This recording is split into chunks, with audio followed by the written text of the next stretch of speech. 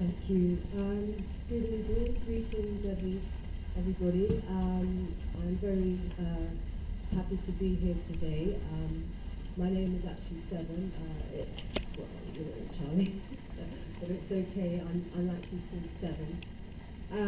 I'm from the family of John Charles, and I've been graciously invited to speak here today by Dr. Adish Agarwala on protection of intellectual property rights, a subject I'm extremely passionate about, and that is critically important for everybody to fully comprehend the scope of, because it's a field that's often underestimated in terms of the huge market value and the impact it has on all our lives in society, particularly when the vast proceeds of the wealth amassed from it get into the hands of the wrong people.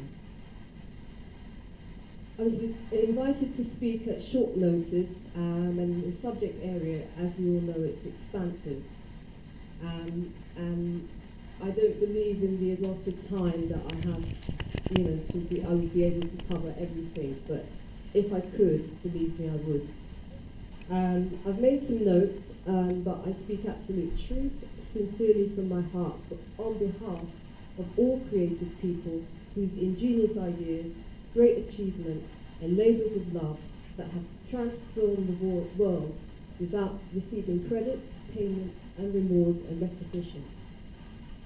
I also speak on behalf of all those whose lives have been cut short as a consequence of intellectual property organised crime, IP crime, which is actually known of. You can go to the government website on the IPO office, which is Intellectual Property Office, and you'll kind of get an overview of intellectual property organised crime.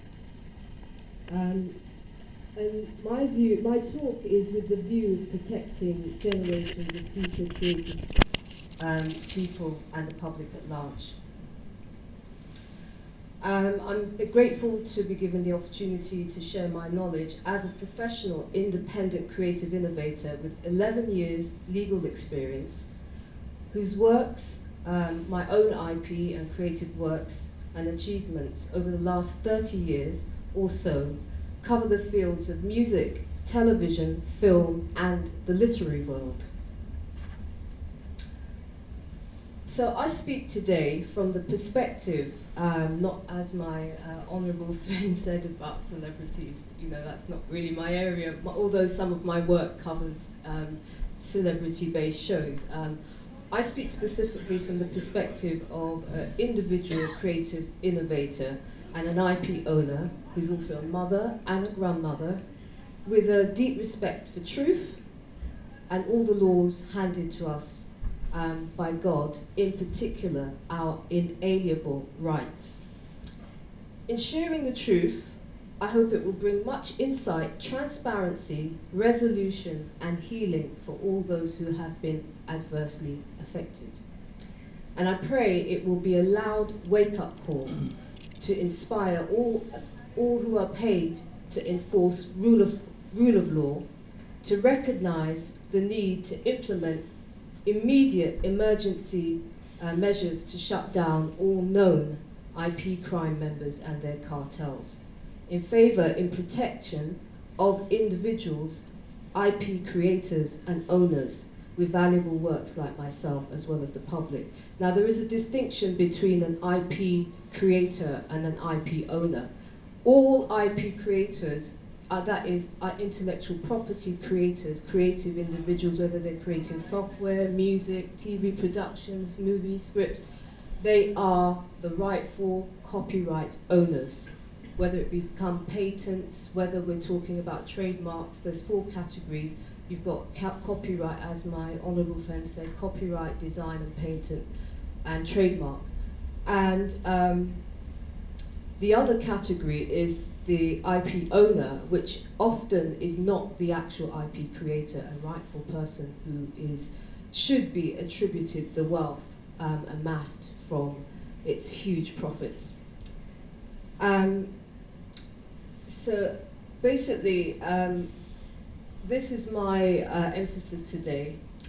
Alarm bells have been ringing about serious IP organised crime as far back, in the UK anyway, as far back as 2004. An investigative report done by Denise Roberts in the Voice newspaper in November 2004 pointed out there was a 19% rise in serious organised crime from the previous year, and that the growing trend had reached epidemic proportions in the UK, chiefly because it's far too easy to steal creative people's valuable works and put another identity to it. In the report, revealed in 2004, that over 1.9 million creative people worked within the creative sector, from casual workers, freelancers to part-time creative people. IP criminals have gotten used to free riding on creative people's valuable IP. Although they claim billions each year in illegal profits and revenue, they don't value the time, expenditure, labour and expertise and individual that goes into the creation of IP. Since 2004, these figures in the UK, and we're talking 10 years ago, have quadrupled and skyrocketed to staggering levels, and trillions of concealed assets, black market revenue, now funding other heinous forms of organised crime such as black ops, targeting of IP creators, gang stalking and domestic terrorism operations.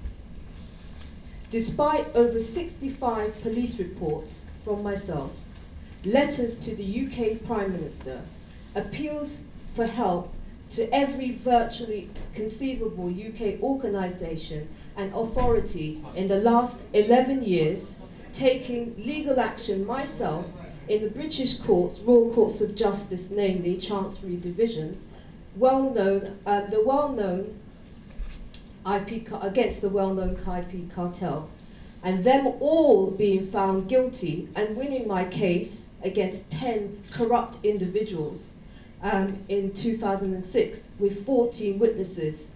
My case was concealed at the highest levels. Consequently, these power-crazed, psychopathic criminals are still operating organised IP crime uninterrupted, with devastating consequences to the absolute detriment to the public at large. In addition, alarmingly, on account of their large-scale international racketeering operations, they have amassed vast wealth, power, influence, illegally with the full knowledge of UK law. Sorry, I'm sort of... This is a passionate subject for me, but I ask you all to hear me out. It's a bit of a speech, but it's an important one, and it may rock your soul, but if it rocks your soul, it's doing the right thing. Okay. These known IP criminals have risen to the highest levels since 2004, compromised the British press and the international press, media, entertainment, the creative industries, and perverted the entire British judiciary behind closed doors. This high-level corruption has been documented in various press-featured articles, such as The Corruption of Britain by Tom Harper in the Times newspaper on the 11th of January 2014, and also the front page by David Leppard in the Sunday Times on the 2nd of February 2014. The Leveson inquiry also revealed the level of out-of-control corruption within British media, resulting in closing down of the News of the World newspapers. But by far from over, horrifically, these known to be involved in such abuses of IP criminals, such as Tamsin Allen from Byman and Partners, in the so-called inquiry, no prosecutions into phone hackings continue, and basically there's nothing being done about it effectively.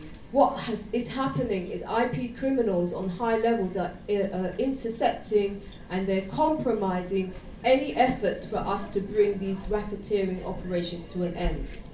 In the UK, The UK's Special Crime IP group within the IPO, that's the Intellectual Property Office, supposedly to tackle high-level organised crime, IP crime specifically, but this organisation only protects the interests of IP-driven corporations, often corrupt, and do absolutely nothing to protect targeted independent IP creators and owners from IP criminal cartels. I want to be very clear, I'm not talking about the broke man on the street hustling DVDs for pennies, or someone uploading YouTube videos of music and film. I'm specifically talking about industrial scale, international IP organised crime, racketeering, and basically, so it's no longer a question of just protecting intellectual property rights. Today's terrain, gifted people owning intellectual property now also have to implement measures to protect the very lives of themselves and everybody that they know. Despite multitudes of written codes of conduct, practice guidelines, crediting rules stipulating for all broadcasting and production houses and TV networks, the rules within Broadcasting Acts 1990, 1996 and 2002 are all totally ignored.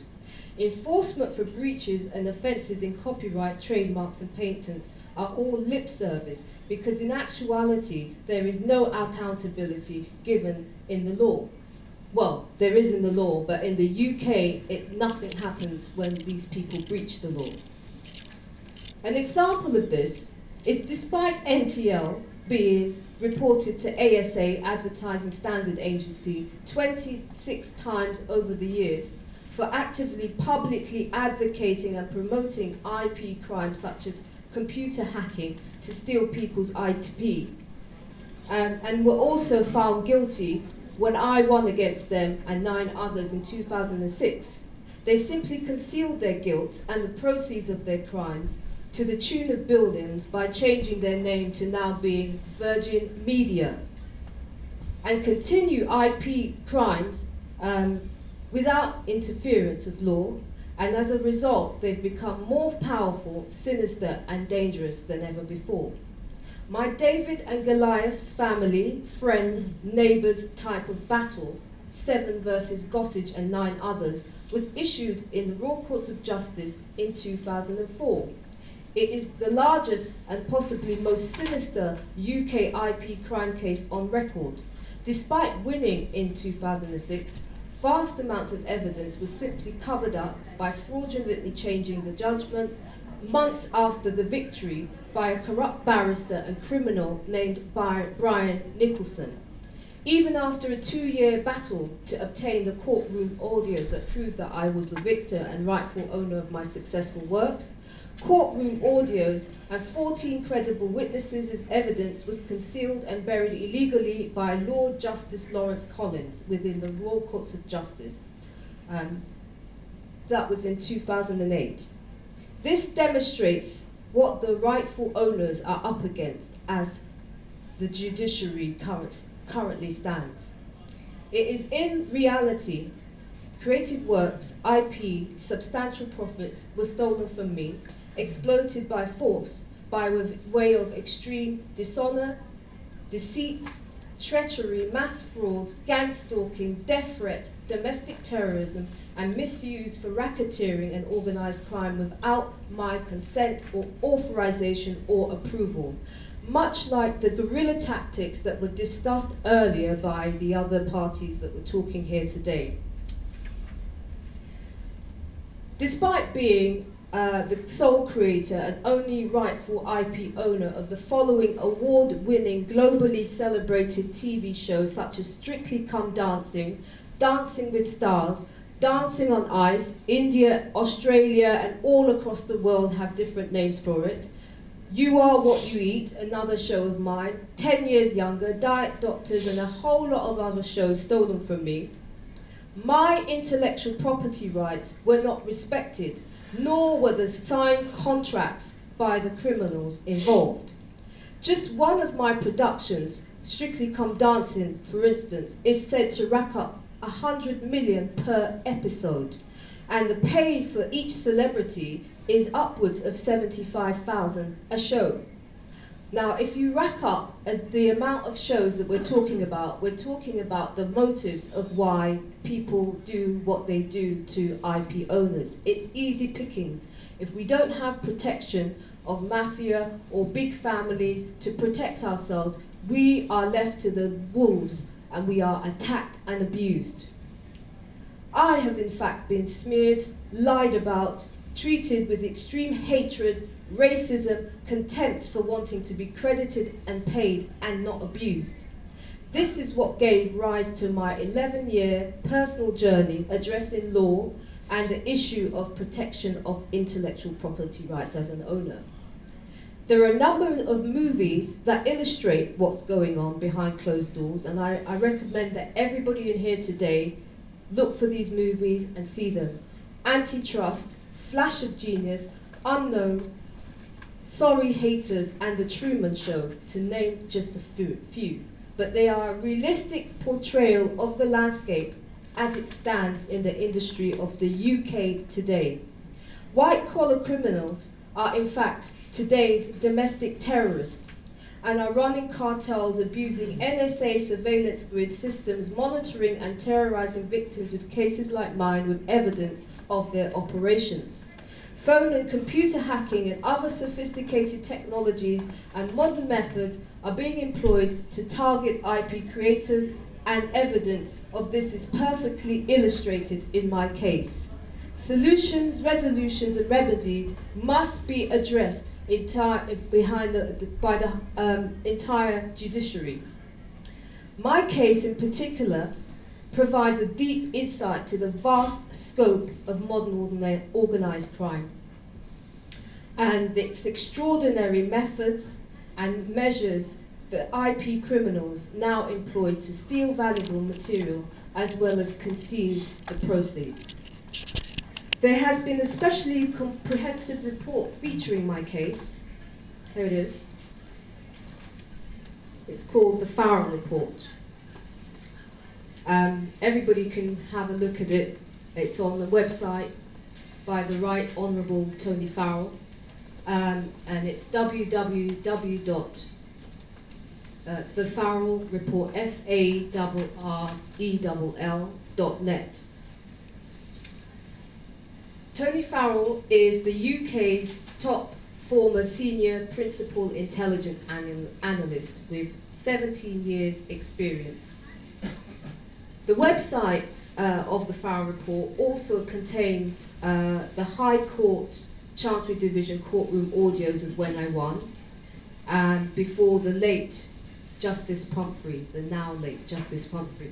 He died in the course of all this, as did many other people. There have been many suspicious deaths connected to the case because of the scale of the money involved. I invite you all to visit this website as a matter of urgency to see the extreme magnitude and how best the lessons can be learned, how everybody can protect their intellectual property rights in the future. Because until the reality of the state of play is learnt from these crimes, it will only get worse. The case itself demonstrates the capacity for IP criminals to wreak havoc and inflict harm upon the public and frame other peoples for their crimes. And currently, there is nothing being done about it in the UK, despite going to every possible police force in the UK and them all being aware of this criminal cartel. The report is essential reading for all law enforcement departments, agencies and professors and policymakers, as well as investigative journalists, reporters and crime correspondents, particularly because of its linkages to domestic terrorism, targeting operations in the UK, such as the 7th of July London bombings, 2005, and the shooting of Jean-Charles Menendez. This crime had nothing to do with Muslims or Islamic terrorism. The crime itself, I witnessed everything that went on. I reported it before it happened. and it was a total fabricated, concocted by the IP criminals. I want to name the IP criminals because I believe in order to protect intellectual property, you need to protect yourself by knowing who is involved in IP crime. Christopher Gossage, Tony English, Russell's media law firm, Richard Hanna from Clarion, Virgin Media, previously the highly corrupt NTL, Helen Alexander, James Manson, Elizabeth Partiker, Scottish TV, which were previously Scottish media groups, Tanzan Allen, Jeffrey Beinman, Beinman and Partners media law firm, Derek Rosenblatt of Ronald Fletcher & Co, and Christopher Vaughan, as well as Brian Nicholson and Lord Justice Collins. Christopher Gossage became a partner at Russell's in 2004 on the back of IP crime. In 2013, he was ordered to pay out substantial settlements to the author J.K. Rowling of Harry Potter fame for also breaching her trust and confidence and divulging her secret information. Because he got caught that time, he actually had to pay damages. Equally, other victims of Beinman and Partners have come forward, such as Cor Grant from the Campaign and Truth of Justice, who had been targeted and persecuted for decades. We call upon all international members of state, delegates, chief justices and everybody in attendance today, and also members viewing via video, to urgently contact the UK law enforcement departments to issue immediate cease and desist orders to shut down all known offending IP criminal cartel members. The organisation I wish you to contact is SOCA, Serious Organised Crime Agency, IPO, the Intellectual Property Office, the IPC, the Intellectual Property Crime Group, FACT, Federation Against Copyright Theft, FAST, Federation Against Software Theft, Trading Standards, the Publishers Association, ACTA, Anti-Counterfeiting Trade Agreement, PRS, the Performing Rights Society, and Joint Asset Agency. A large substantial portion of the UK's economy comes from the revenue from IP, and they have absolute duty to protect IP creators and the public by law. Until they do, they are rendered unfit for purpose and are a danger to intellectually property owners as well as the public and society. The Proceed of Crime Act provides powers from all these organisations, to freeze injunctions and remove IP cartel members' criminal assets. And this must be done as a matter of urgency. Despite the obvious, it has to be said, if you were to strip the world of intellectual property, the print media would not exist. Hollywood and the entire film, music and television industries would not exist. Advertising, marketing and PR industries would not exist. The fashion, design, technological industries would not exist. And equally, the literary, photographic industries and many, many other industries that are multi-billion-pound empires today would not exist if it wasn't for the humble works of many unknown, uncredited, unrecognised, unpaid, unsung creative people who labour, graft and toil day after day with their original visionary innovations to bring from their bedrooms and their basements and their garages. The world would be a very, very, very poor and sad place without all of these people. I want to just, to close my talk today, I want to make a sort of as a credit to IP.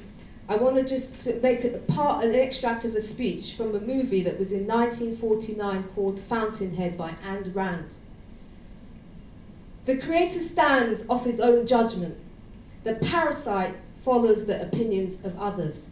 The creator thinks, the parasite copies. The creator produces, the parasite loots. The creator's concern is conquest of nature. The parasite's concern is the conquest of men. The creator requires independence. He neither serves nor rules. He deals with men by free exchange and the voluntary choice. The parasite seeks power. He wants to bind all men together in common action and common slavery. He claims that man is only a tool for the use and benefit of others, that we must think as they think and act as they act, and live a selfless, joyless life of servitude for everybody else's needs but your own. This writer rightly states this problem is an ancient conflict, the individual against the collective. It doesn't take a genius law graduate or legal professor or judge to know that what this writer points out is true. Every man deserves to be respected by the principle and respect for his inalienable rights, and we are all free to seek our own happiness. From Nikola Tesla, targeted inventor, Vincent van Gogh, targeted painter, Robert Kearns, persecuted inventor of windscreen wipers, Jerry Siegel, Joe Shuster, robbed creators of Superman, Sophia Stewart, robbed creator of the Matrix and Terminator movies, Esther Anderson, robbed creator of Get Up, Stand Up for Your Rights by Bob Marley, Michael Jackson, Jimi Hendrix, James Dyson, Randy Quaid, and Brian Barrow, and myself. I ask for everybody today to take what I've said seriously and make intellectual property become the top of the agenda. Thank you.